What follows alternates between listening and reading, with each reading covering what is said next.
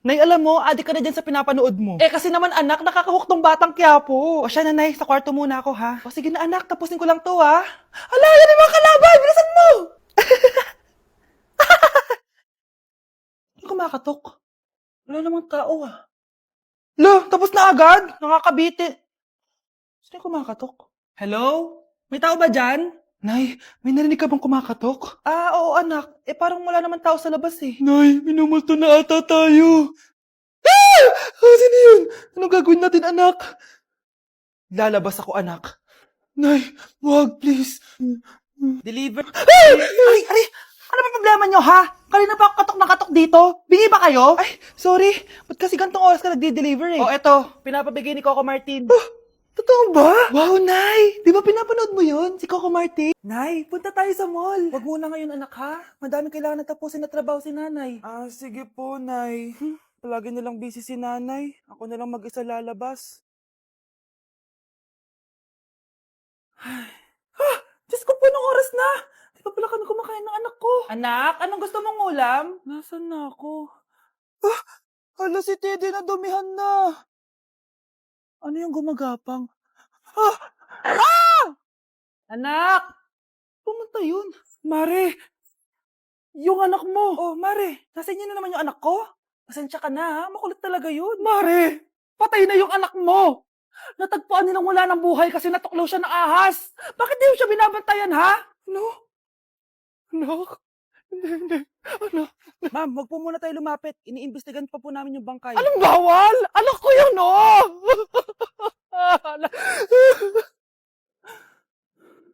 Nay, punta tayo sa mall. Anak, buhay ka. Sige anak, labas tayo. Punta tayo ng mall. Yay! Pumunta kami ng mall. Oh anak, nag-enjoy ka ba sa mall? Opo, Nay. Nag-enjoy talaga ako. Kaso, nagugutom na ako, Nay. Kumain ka na, anak. May tira pang pagkain dyan sa lamesa. May aasikasuhin lang ako trabaho, ha? Ah, sige po, Nay. Ang sarap! Mm. Salamat naman at nabuhay ang anak ko. Anak, tapos ka na ba Anak? Anak! Anak! Ayoko mawala ka ulit sa akin! Nay, punta tayo sa mall. Bumalik na naman ako. May sumpa ata tong kwintas na to. Kailangan kitang itapon para tumigil na tong sumpa na to.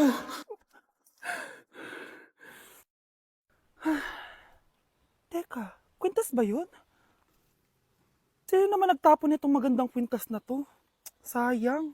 Akin na lang. Tumatawag. Hello? Hello ma'am, kayo po ba yung nanay ni Samantha? Nabangga po kasi siya. Kailangan Ano? pumunta dito sa ospital. Nasagasaan anak ko! Nay, eto na po yung pagkain ni tatay. Thank you anak. Pwede ba ako pumasok, Nay? Wag na muna anak. Baka ma-stress yung tatay niyo eh. Sana gumaling na si tatay. Ang tagal niya na kasing paralyzed eh. Sige, Nay. Alis na ako. Mahal, papakainin na kita ha. Pinaglutuan ka ni Scarlett.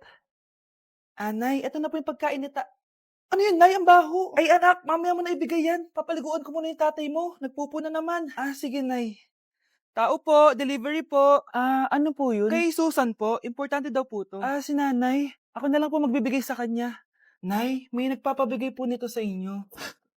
Binasa mo ba to, anak? Hindi po, Nay. Wag na wag mo tong babasahin, ha? Sige po, Nay. Mamamalengke lang ako na uulamin natin, ha? Ikaw muna magbantay ng bahay. Ano yun? Bakit sobrang baho naman? Saan nanggagaling yun? Dito sa kwarto nila nanay. Tay, nagpupo ka na naman, no? Yung envelope to, Death certificate? Hindi naman patay si tatay, Hello po? Buti naman po ma'am, sinagot niyo na. This is St. Peter's Funeral. Kailan niyo po ipapaimbasa mo yung asawa niyo? Isang linggo na rin po kasi baka bumaho po yung bangkay niya. Anak, alam kong nasa kwarto ka ng tatay mo. Si nanay! Dok, bakit ka meron neto, ha? Bakit may picture ka ng nawawala akong anak? Hindi mo ba talaga ako naaalala? Hindi. Sabihin mo sa akin, buhay pa ba ang anak ko? Umalis ka na. Marami pa akong gagawin. Buhay pa ba ang anak ko? Oo! Buhay na buhay ako! Ako ang anak mo na iniwan mo sa palengke dati! Nagtataka ka? Isa na akong trans ngayon. Alam mo, buti na lang, may mabait at mayamang pamilyang kumukup sa akin. Kaya maganda yung naging buhay ko. Tignan mo, naging doktor pa ako. Kaya salamat sa'yo at iniwan mo ko. Anak, hinanap kita. Umasa ako na babalik ka. Hindi na importante yan. Ayaw na kita makita at hindi na kita kailangan. Kaya umalis ka na! Hello po. Kamusta po yung pasyente? Dok, si nanay naman yung nagkasakit. Kamusta na siya? Okay naman. Sa iba ko na lang siya ipapaasikaso, ha? Anak? Anak, please! Bakit anak tawag mo sa kanya, Nay? Sure ka ba na habang buhay ka magagalit sa nanay mo? Nakita ko results niya kanina. Anytime, pwede siya mawala. Magpapahangin lang ako. Nasaan na sila? Hello, nurse?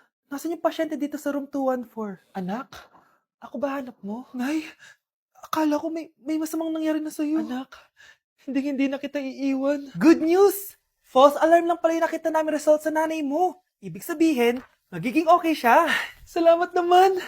Nay, ayoko na mawala ka sa akin, ha? Yay! May ate na ako! Nay, sorry. Napagastos ka pa tuloy sa pagpapa-hospital sa akin. Ano ka ba, anak? Nawala na nga sa akin yung kuya mo, di ba? Ayoko namang mawala ka din sa akin. Hello po, good morning. Dok, ano po balita? Makakalabas na po ba si Scarlett bukas? Ma'am, may good news po ako. Pwede na po lumabas si Scarlett bukas. Salamat sa Diyos! Hindi na ako magiging pabayang ina.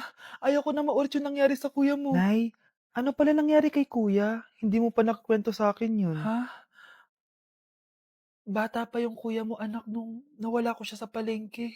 Mare, magkano tong sitaw? 50 na lang sa'yo, Mare. Ang mahal naman, Mare. Pwedeng 20 na lang to. Mga laruan ba yun? Ang ganda nun na. O siya, sige na, kumare naman kita eh. Ayun yung gusto ko sa'yo eh. Tara na, anak. Anak? Anong lugar na to? Nasaan yung batang yun? Nasaan na si nanay? Nay! Anak! Ate, may nakita po kayong bata dito? Ay, wala po akong nakita eh. Nasaan na ba yun? Anak! Simula noon, hindi ko na nakita yung kuya mo, Scarlett. Hanggang sa may pumuntang pulis sa bahay natin. Ang sabi nila, patay na daw siya. Grabe naman yung nangyari kay Kuya Nay. Ang lungkot naman po pala nung nangyari sa kuya ni Scarlett. Sige na po, ma'am. Kailangan ko pa pong bisitahin yung mga ibang pasyente. Sige po, Dok. Salamat po. Anak, ang importante, makakauwi ka na bukas. Opo, Nay. Makakapag-thirst trap na ako ulit.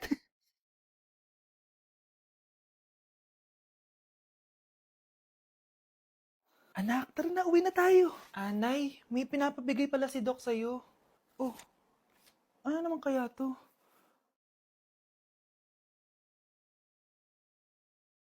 Paano nangyari yun?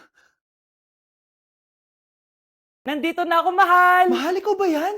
Akala ko ba bukas ka pa uuwi? Siyempre, gusto kita i-surprise, mahal. Ito naman, puro ka surprise. Wait. Si tatay ba yun? Tara ate, silipin natin. Ang dami na nagbago sa bahay natin, mahal.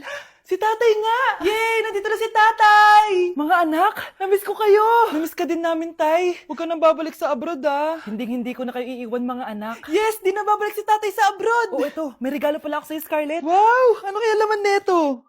Eto naman, gumastos ka pa. Hayaan mo na, mahal. Ngayon lang ako nakabawi sa mga anak ko. Meron din ba ako regalo, tay? Siyempre naman, ikaw pa ba makakalimutan ko, Brianna? Oh, ito. Yay! May regalo din ako!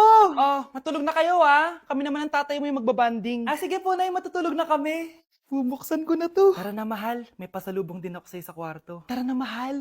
A few moments later. Anong oras na? Bakit tumatawag si tatay?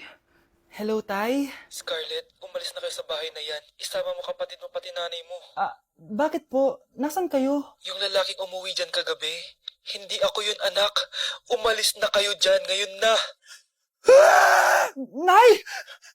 Nay, bakit po? Mga sinungaling kayo? Paano niyo nagawa sa akin to, ha? Nay, anong sinasabi mo? Hindi namin maintindihan. Ikaw, Scarlett. Sabi mo doktor ka, di ba? Bakit katulong ang trabaho mo sa New York, ha? Nay. Ikaw, Brianna. Teacher ka, di ba? Bakit nakita ka nilang nasa bar at sumasayaw-sayaw ka pa? Ikaw, Michael. Akala ko may engineer na ako. Ngayon pala, nangi-scam ka lang ng tao! Bakit niyo tinago sa akin to, ha? Nay, hindi kasi ako nakapasa bilang nurse sa New York. Sabi nila, mas magaling kasi talaga si Brianna compare sa akin. Kaya rumakit muna ako bilang katulong para makapag-aral ulit. Oo, Nay! Sumasayaw ako sa bar. Pero di ko binibenta ang katawan ko. Kinilangan ko lang yung pera para makagraduate na ako bilang teacher. Ayoko na kasi manghingi sa'yo eh. Ang baba kasi ng sweldo ng engineer, Nay. Kaya humanap ako ng paraan para kumita ng pera. Alam ko mali ang pagiging scammer pero yun ang bumuhay sa akin, Nay. Mga anak! Sana sinabi niyo sa akin. Pamilya tayo dito, 'di ba? Magtutulungan tayo. Bakit tinago niyo sa akin? Natakot kasi kami, Nay, na baka ma-disappoint ka namin. Alam kasi namin yung paghihirap mo. Papag-aral lang kami. Anak ko kayo. Gagawin ko lahat para sa inyo. Sa tingin niyo ba hindi ko kayo tatanggapin, ha? Kaya itigil niyo na yung mga ginagawa niyo. Lalo ka na, Miguel. Opo, Nay. Sama-sama tayong bumangon. Nay, sorry. Wow, ang sweet naman. Isa ka pa.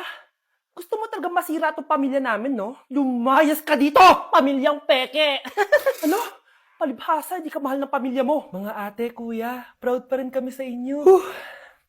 Mga anak, simula ngayon, sama-sama na tayo, ha? Walang iwanan at walang magtatago, ha? Promise? Promise, Nay. Hindi na kami magtatago.